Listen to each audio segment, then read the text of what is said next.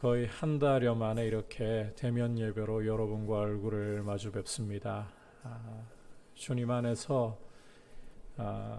전문가들이 예상하기는 내년 연말까지는 마스크 없는 일상을 회복하기가 쉽지 않다. 또 추석이 사실 걱정이 되긴 됩니다. 추석을 잘 넘겨야 이렇게 대면 예배를 유지하면서 또 함께 예배를 공동체로 드릴 수가 있는데, 그렇지 않으면 또 비대면 예배로 대체를 해야 되는 이런 상황들이 발생할 수도 있습니다. 그래서 교회가 앞장서서 방역에 힘을 쓰고자 하고, 무엇보다 이와 같은 때에 기도가 가장 중요합니다. 이 나라를 위해, 우리 민족을 위해 계속해서 기도해 주시고, 또 교회가 주의 은혜 가운데 평안할 수 있도록 그렇게 기도에 힘을 쏟아 주시기를 바랍니다. 말에는 그 말을 쓰는 민족의 역사와 정신과 문화가 녹아 있습니다. 과거 1930년대 후반부에 일제가 우리말을 빼앗고 창씨 계명을 강요했던 이유가 바로 거기 있습니다. 우리의 정신과 우리의 역사, 우리의 문화를 말살하기 위해서였습니다. 따라서 이 말을 지킨다는 게 대단히 중요한 일이고, 말은 참 중요한 것이다. 우리 성도들은 죄에서 해방되어서 하나님 나라의 시민이 된, 하나님 나라의 백성이 된 사람들입니다. 이렇게 하나님 나라의 백성이 되었다면 하나님 나라에 어울리는 언어를 쓸 줄 알아야 할 겁니다. 왜냐하면 그것이 하나님 나라 백성으로서의 정체성을 잘 지켜갈 수 있는 굉장히 중요한 길이기 때문일 겁니다. 구체적으로 말씀드리면 성도는 기도할 줄 알아야 한다는 것입니다. 기도는 하나님 나라 백성이 하나님과의 복된 사귐을 위해서 꼭 써야만 하는, 쓸 줄 알아야만 하는 하나님 나라의 아주 중요한 언어입니다. 물론 종교마다 기도를 다 가지고 있게 마련입니다. 하지만 우리의 기도는 오직 예수 그리스도의 이름으로 하나님 아버지께 드리는, 예수 그리스도의 보혈의 공로를 의지하는 유일무이한 독특한 하나님 나라의 언어라는 사실을 기억을 하십시오.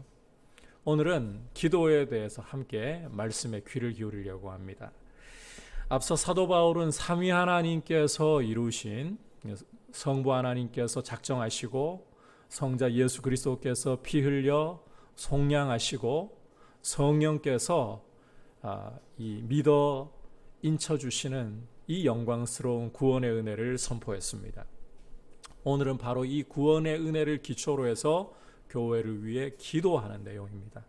에베소서를 읽어보시면 에베소서 안에 두 차례, 오늘 말씀과 그리고 3장에서 두 차례 에베소 교회를 위해 드리는 기도를 여러분께서 읽으실 수가 있을 겁니다.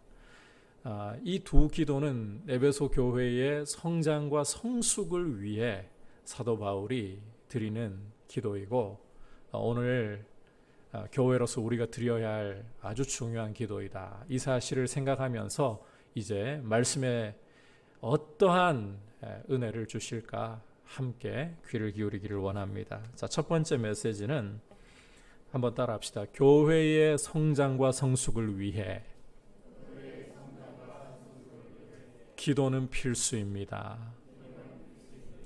교회의 성장과 성숙을 위해서 기도는 필수라는 것입니다. 15절 16절 다시 한번 한 목소리로 보도록 하겠습니다. 시작. 이로 말미암아 주 예수 안에서 너희 믿음과 모든 성도를 향한 사랑을 나도 듣고 내가 기도할 때에 기억하며 너희로 말미암아 감사하기를 그치지 아니하고. 자, 함께 읽은 말씀 15절에서 이로 말미암아라는 것은 앞서 선포한 것과 같은 영광스러운 구원의 은혜로 말미암아, 이런 뜻입니다.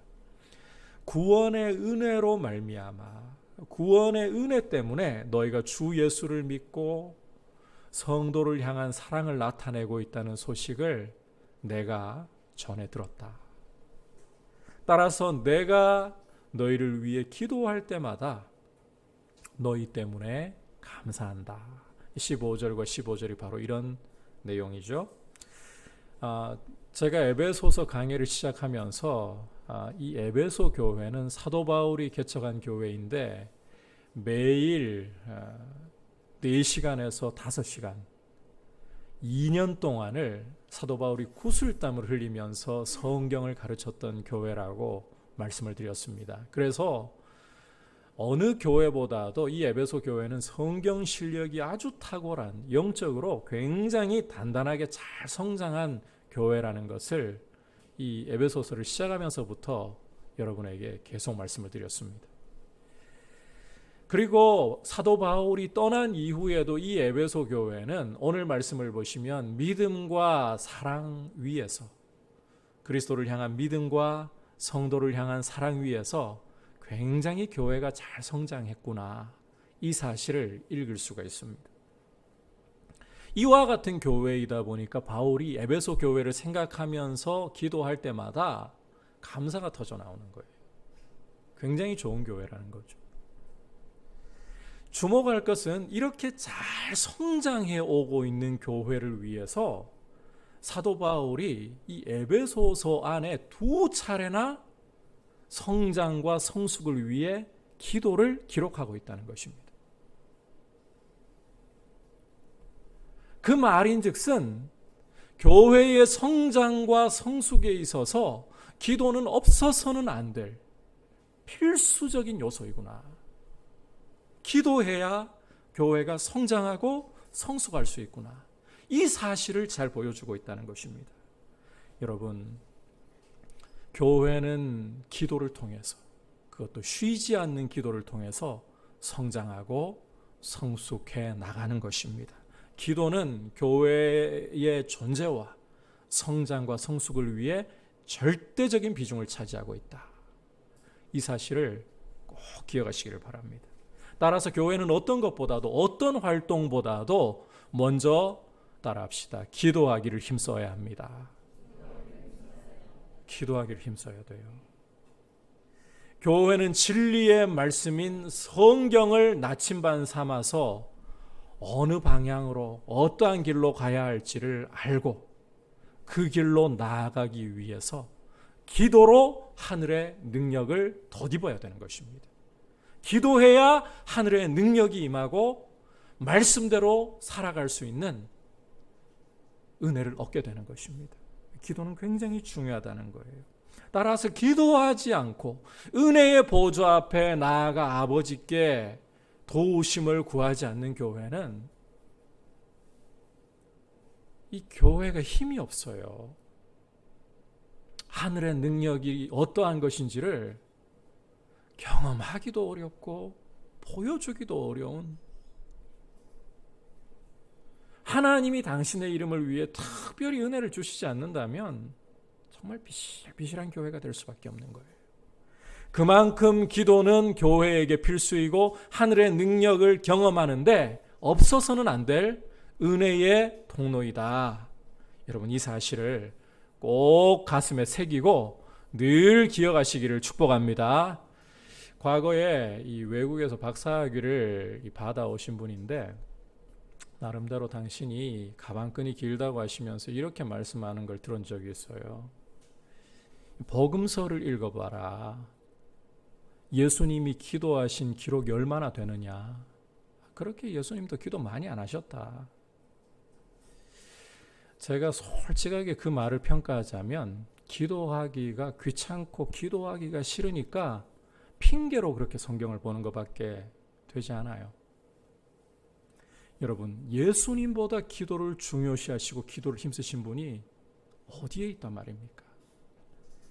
당장 마가복음 1장 35절을 보시면 예수께서 새벽 아직 날이 밝기도 전에 미명에 한적한 곳으로 가셔서 아버지께 기도하셨다고 말씀합니다. 그런데 이 말씀의 전문맥을 읽어보면 예수님이 몰려오는 많은 병자들과 귀신 들린 자들을 하루 종일 전날 고치셨어요. 굉장히 쉴 틈 없이 바쁘고 힘든 하루를 보내신 이후였다는 거예요. 그런데 새벽에, 늦게도 아니에요, 만물이 잠들어 있는 고요한 시간에 한적한 곳으로 일부러 나가셔서 아버지께 기도하셨다. 그만큼 기도가 중요하기 때문에 이렇게 하신 거 아니겠습니까? 기도를 중요시 여기시기 때문인 거예요. 그리고 누가복음 6장 12절을 참고해 보면 예수님이 12 제자를 사도로 부르실 때에 산으로 가셔서 밤새도록 하나님께 기도하셨다. 일부러 산으로 올라가셔서 밤새도록 하나님께 기도하셨다. 여러분, 평상시에 기도 훈련이 안 되어 있는데 과연 산에서, 그것도 밤을 새면서 기도하기가 이게 가능한 일일까요? 절대 불가능합니다. 드라마를 보고 고스톱을 치면서 밤은 새도 기도하면서 밤을 샌다. 이건 철저히 기도 훈련이 되어 있지 않고는 불가능해요. 제가 단언할 수 있어요. 누가복음 11장을 보시면 예수님이 한 곳에서 기도하시고 난 이후에 제자 중 하나가 우리에게도 기도를 가르쳐 주십시오, 예수님께 이런 요청을 드리는 것을 읽을 수가 있습니다. 여러분, 평상시에 예수님이 기도를 안 하셨다면, 그리고 그 기도하는 모습 속에서 하나님 아버지와의 사귐에서 오는 그 영광스러운 모습을 제자가 보지 못했다면 어떻게 이런 요청을 주님께 드릴 수가 있었겠습니까? 무엇보다도 누가복음 18장에서 불의한 재판관과 억울한 일을 당한 한 과부 이야기를 주님이 들려주시면서 항상 기도하고 낙심치 말아야 한다, 항상 기도해야 한다고 당신의 입으로 말씀을 하셨습니다. 그런데 예수님이 기도를 많이 하신 게 아니다? 어떻게 성경을 그렇게 볼 수가 있을까요? 갈라디아서를 읽어보면 이 편지의 시작부터 사도 바울이 내가 사도가 된 것은 사람으로 말미암은 것도 아니고 사람에게서 난 것도 아니고 사람에게서 배운 것도 아니라 오직 하나님 아버지와 우리 주 예수 그리스도께로부터 말미암은 것이다. 자신이 사도가 된 것은 예수 그리스도의 명령이고 예수 그리스도께로부터 복음을 직접 배웠다고, 사람에게 배운 게 아니라고 사도 바울이 분명히 선언을 하고 있습니다. 이런 바울이 각 지역에 있는 교회들을 위해 편지를 쓸 때마다 너희를 위해 항상 기도한다. 골로새에 보내는 편지에서는 기도를 힘쓰라, 데살로니가에 있는 교회를 위해서 보내는 편지에서는 쉬지 말고 기도하라. 예수님께로부터 직접 복음을 배운 사도 바울이 복음을 가르치면서 쉬지 말고 기도하라, 기도를 항상 힘쓰라. 그런데 어떻게 예수님이 기도를 힘쓰지 않았다고, 기도 그렇게 많이 안 하셨다고, 성경을 어떻게 봐야 그렇게 볼 수 있는 걸까요? 이게 아니더라도요, 여러분, 성경을 기도에 대해서 살펴본다면, 엄밀조밀하게 여러분께서 살펴본다면 기도에 대한 말씀이 어마어마하구나, 그것도 압축해가지고 요약해가지고 한 말씀 정도가 그 정도예요.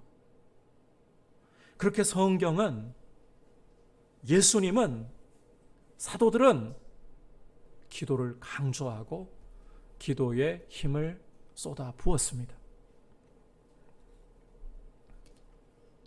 제가 단언하건대 기도하지 않았다, 기도를 소홀히 했다는 증거를 찾기가 더 어렵습니다. 여러분, 기억하십시오. 성경은, 하나님의 말씀인 성경은 교회가 가야 할 길을 보여주는 나침반과 같은 것입니다. 성경을 알지 않고서는 교회는 어디로 가야 할지 길을 잃어버립니다. 그리고 이 길로 걸어갈 수 있는 하늘의 힘과 능력을 주는 통로는 바로 기도라는 사실을 기억하시고 기도에 힘쓸 수 있기를 다시 한번 축복합니다. 아울러서 우리가 기도할 때에 이 사실을 꼭 좀 되새길 필요가 있는 것 같아요. 하나님은 성도의 기도를 귀하게 여기시고 성도의 기도를 귀 기울여 들으신다. 한번 따라 합시다. 하나님은 성도의 기도를 귀하게 여기시고 성도의 기도에 귀 기울이신다. 하나님이 기도를 너무너무 귀하게 여기십니다. 기도에 귀를 쫑긋 세우고 기울이십니다. 시편 116편 2절에서 이렇게 말씀을 하고 있습니다. 같이 읽어볼까요? 시작. 그의 귀를 내게 기울이셨으므로 내가 평생에 기도하리로다. 이 시를 쓴 시인은 자신이 평생에 기도하겠다라고 선언하는 이유가 여호와께서 내 기도에 귀를 기울이시기 때문에, 여호와께서 내게 귀를 기울여 주시기 때문에. 이사야 65장 24절에서는 심지어 이렇게까지 말씀합니다. 같이 읽어보겠습니다. 그들이 부르기 전에 내가 응답하겠고 그들이 말을 마치기 전에 내가 들을 것이며. 이 이사야의 말씀은 메시아 시대에 메시아의 통치 아래서 일어날 일을 예언한 것인데, 하나님께서 메시아의 통치를 받는 백성들에게 부르기도 전에 응답을 하신다. 말이 마치기도 전에 들으신다. 그 정도로 기도를 귀하게 여기시고 들으신다는 겁니다. 누가복음 11장 9절부터 10절에서는 또 이렇게 말씀합니다. 우리가 잘 알고 있는 말씀이죠. 같이 읽어볼까요? 시작. 내가 또 너희에게 이르노니 구하라 그러면 너희에게 주실 것이요 찾으라 그러면 찾아낼 것이요 문을 두드리라 그러면 너희에게 열릴 것이니 구하는 이마다 받을 것이요 찾는 이는 찾아낼 것이요 두드리는 이에게는 열릴 것이니라. 자, 방금 읽은 말씀을 보시면 기도하면 하나님이 반드시 응답하신다. 이걸 삼중으로 강조하고 그게 또 모자라는지 주님이 한 번 더 강조하시는 말씀입니다. 그만큼 하나님은 우리 기도 들으시고 반드시 응답해 주신다. 기도를 그렇게 귀하게 여기신다. 기도를 그렇게 소중하게 들으신다는 것입니다. 이 외에도 하나님이 얼마나 우리 기도를 기뻐하시는지, 얼마나 우리 기도에 귀를 기울이시는지 찾아보자면 정말 끝도 없어요. 그래서 여러분들께 한 가지 기도를 얼마나 하나님이 귀하게 여기시는가 생생한 그림 하나만 좀 제시해드리고 이 부분을 좀 정리를 하려고 합니다. 요한계시록에 나오는 그림이에요. 요한계시록을 읽어보시면 세 가지 심판 시리즈가 등장을 합니다. 인과 나팔과 대접 심판 시리즈입니다. 그 중에 여러분께서 요한계시록 8장을 읽어보시면 인심판에서 이 7번째 인을 떼실 때 일어나는 일을 보여주고 있는데, 하늘이 반 시간쯤 고요하더니, 여러분께서 요한계시록 8장 읽어보시면 하늘이 반 시간쯤 고요하더니라고 말씀하는 걸 볼 수가 있습니다. 실제 하늘에는 요한계시록 4장과 5장을 읽어보시면 천군 천사의 만물의 찬양 소리로 가득 차 있습니다. 절대 고요할 수가 없어요. 그런데 하늘이 반 시간쯤 고요하더니 도대체 이게 무슨 일이 일어난 걸까? 말씀에 귀를 기울여 보면요, 이어지는 묘사에 천사 하나가 제단 곁에 서서 금향로를 가지고 많은 향을 받고 있다. 왜 이렇게 많은 향을 받고 있나? 성도의 기도와 합하여서 이 향을 하나님께 올려드리기 위해서. 그리고 이어서는 향연이 성도의 기도와 함께 천사의 손에서부터 하나님 앞으로 올라가더라. 이렇게 기록을 하고 있어요. 간단히 정리해서 말씀드리면 하나님이 성도의 기도에 귀를 기울이시기 위해서 그렇게 온 우주에 울려 퍼지고 있는 찬송 소리도 멈춰라고 하실 만큼, 스탑이라고 하실 만큼 성도의 기도를 그렇게 귀를 기울이시고 성도의 기도를 들으시고 역사를 주관하시고 운행해 나가신다는 것입니다. 이게 성도의 기도의 위력이에요. 하나님이 그만큼 기도를 귀하게 여기신다는 거예요. 우리가 이러한 사실을 생각한다면 기도해야 되는 거예요. 기도는 가장 많은 방해를 받고 가장 어려운 은혜의 통로입니다. 우리 육체가 참 거부 잘해요. 마귀가 세상이 강력하게 방해해요. 그러나 이와 같은 모든 반대를 이겨내고 꼭 해야 할 가장 귀한 일이 기도이다. 여러분 이 사실 꼭 기억하시기를 축복합니다. 자, 그렇다면 무엇을 구할 것인가 한번 따라하겠습니다. 지혜와 계시의 영을 주시기를 구합시다. 지혜와 계시의 영 주시기를 구하셔야 돼요. 우리 함께 17절에서 19절까지 말씀 한 목소리로 보겠습니다. 시작. 우리 주 예수 그리스도의 하나님 영광의 아버지께서 지혜와 계시의 영을 너희에게 주사 하나님을 알게 하시고 너희 마음의 눈을 밝히사 그의 부르심의 소망이 무엇이며 성도 안에서 그 기업의 영광의 풍성함이 무엇이며 그의 힘의 위력으로 역사하심을 따라 믿는 우리에게 베푸신 능력의 지극히 크심이 어떠한 것을 너희로 알게 하시기를 구하노라. 자, 이제 에베소 교회를 위한 기도의 내용이 본격적으로 나오는데 사도 바울은 먼저 교회에게 지혜와 계시의 영을 주시기를 구합니다. 자, 이렇게 지혜와 계시의 영을 주시기를 구하는 이유는 17절 끝부분과 19절 끝부분을 보시면 알게 하는데 목적이 있다. 알게 하는데 목적이 있다. 무엇을 알게 하느냐? 17절에서 보듯이 하나님을 점점 더 알게 하시기를.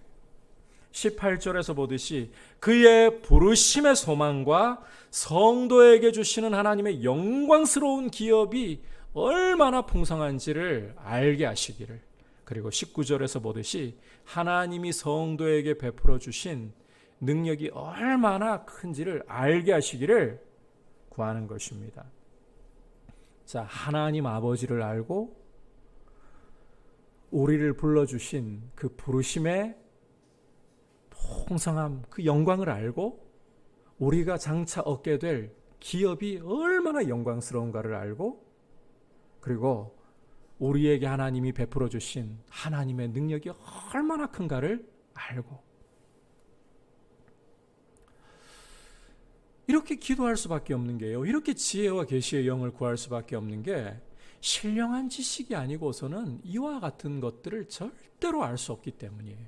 절대로 몰라요. 그래서 바울은 어떤 것보다도 먼저 지혜와 계시의 영을 주옵소서, 성령께서 주시는 지혜와 영적인 통찰력을 주옵소서 이렇게 기도하는 거예요.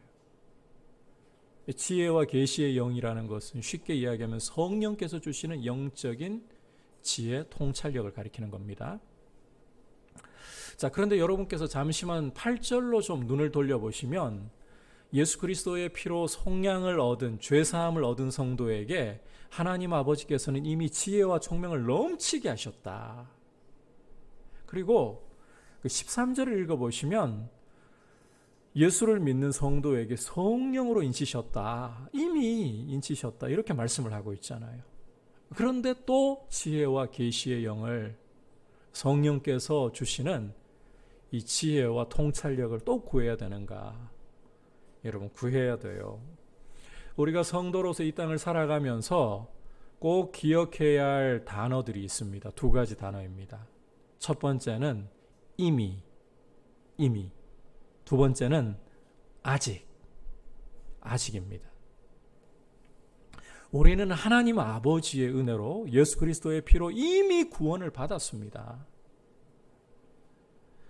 그럼에도 불구하고 우리는 아직 구원의 완성에 이르지 않았습니다. 따라서 우리는 계속해서 주님 앞에 서는 날까지 우리의 구원을 이루어 가야 할 책임이 있는 거예요. 이 지혜와 총명이 바로 그 안에 속해 있는 것입니다. 하나님 아버지께서 예수 믿는 성도에게 이미 성령으로 인쳐주셨고 이미 성령으로 지혜와 총명을 주셨습니다. 그러나 우리의 이 신령한 지식은 아직 충만함에 완성에 이른 게 아니에요. 하나님을 아버지로서 제대로 알고 우리를 불러주신 그 부르심의 영광이 얼마나 큰지를 알고 장차 우리에게 올 그 하나님 나라라는 기업이 얼마나 영광스러운지를 알고 우리에게 베풀어 주신 하나님의 능력이 얼마나 큰지 알 만큼 알지 못한다는 거예요. 이걸 좀 바꿔 말하자면 여러분, 우리가 가지고 있는 바로 이 성경에 대한 지식을 알아야 할 만큼 알지 못한다는 것입니다. 시편 기자는 그렇게 노래를 했어요. 시편 119편을 읽어보시면 모든 완전한 것에 끝이 있어도 주의 말씀은 심히 넓으니이다. 따라서 우리에게 이미 지혜가 오고 이미 총명이 왔지만, 그래서 예수님을 믿고 하나님의 말씀을 받아들이는 게 자연스럽지만 우리에게는 계속해서 성령께서 이 지혜와 총명을, 이 영적인 통찰력을 계속 부어주셔야만 된다는 거예요. 이걸 다른 말로 성령의 충만함을 계속 주셔야 된다는 거예요. 여러분, 강조하건대 우리 신앙은 결단코 맹신이 아닙니다. 제가 이거 강조하고 싶어요. 우리는 맹신으로 믿는 게 아닙니다. 그저 믿으라고 하니까 무슨 내용인지도 모르고 무턱대고 믿는 게 아니라는 말이에요. 우리 신앙과 관계가 없어요.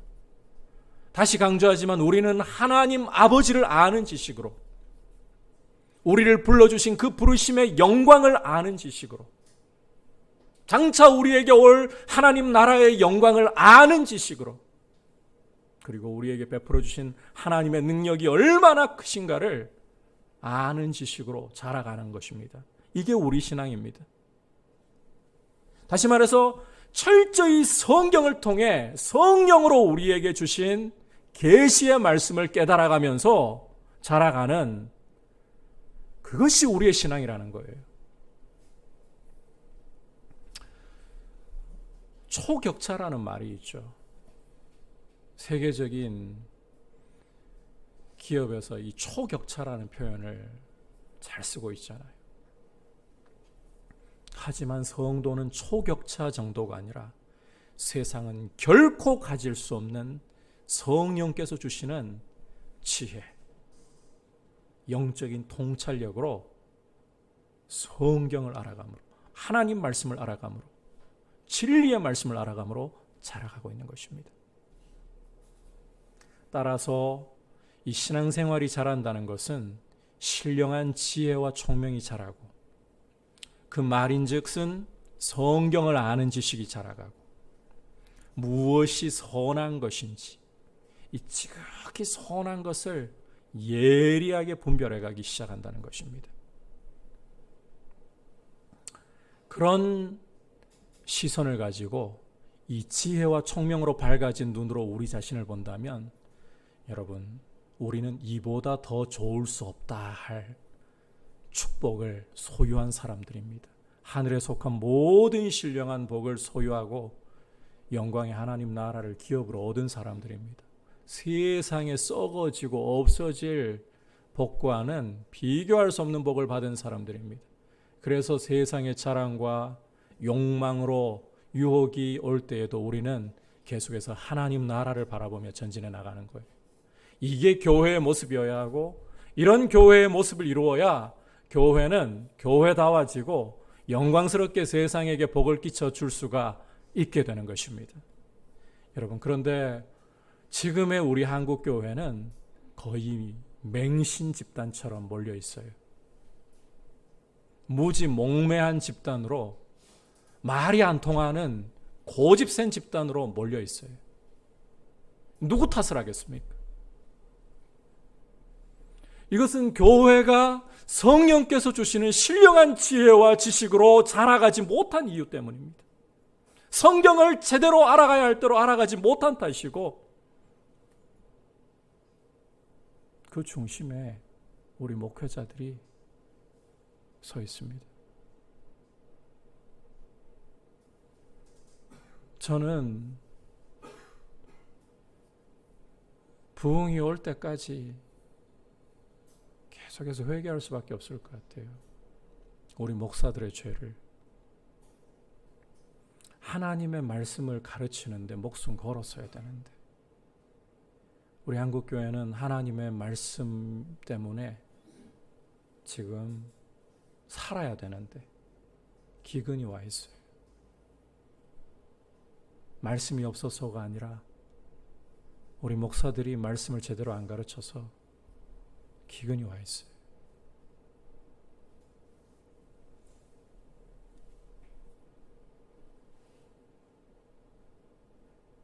이게 참 정말 우리 목회자들이 회개해야 돼요. 다른 데 이유가 있지 않아요. 여러분, 세상하고 싸우면 안 돼요. 성경을 읽어보세요. 하나님의 백성이 낮아지고 세상에 의해 밟힐 때 무엇 때문에 그렇게 밟혔는가? 무엇 때문에 그렇게 깨어지고 박살이 나게 되었는가?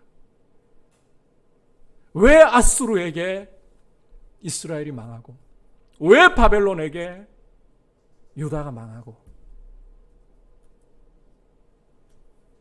그야말로 보석 같던 하나님의 백성들이, 정말 귀족과도 같던 하나님의 백성들이 길거리에 오물처럼 처참하게 되어버렸는가?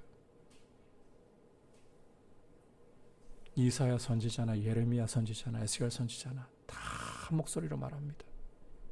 우리의 죄 때문이라. 하나님이 주신 말씀을, 하나님이 바라시는 거 그거밖에 없어요. 말씀에 순종하는 거였어요. 말씀에 순종하지 않아서 아수르가 악해서, 바벨론이 악해서, 하나님이 다 들어쓰시는, 역사의 주인이신 하나님이 세상 역사를 주관하시기 위해 들어쓰시는 몽둥이에 불과했어요. 그래서 그 역할 끝나면 하나님이 오히려 교만을 떨었던 아수르, 바벨론 철저하게 파하셨잖아요. 교회는 이 시각 잃어버리면 안 됩니다. 여러분, 왜 소금이 길바닥에 던져져 가지고 사람들에게 밟히게 되는가? 마태복음 5장을 읽어보시면요, 세상이 약해져서 아닙니다. 맛을 잃어버려서 그래요. 문제는 세상이 아니라 교회입니다. 교회가 문제인 거예요. 성경으로 제대로 돌아가지 못한, 이 말씀의 나침반을 따라서 가지 못하고 기도로 능력을 받아서 성경대로 살지 못한 교회가 문제였던 거예요. 세상과 싸우면 안 돼요. 그리고 여러분께 제가 온라인 예배 때는 다 말씀 못 드렸지만 요한복음 4장을 읽어보세요. 사마리아 여인과 예수님이 이 우물가에서 대화를 나누시면서 그런 말씀을 하시잖아요. 사마리아 여인은 예수님께 좀 고가 서가지고 유대인들은 예루살렘에서만 예배해야 된다고 하던데요. 예수님이 뭐라고 대답하십니까?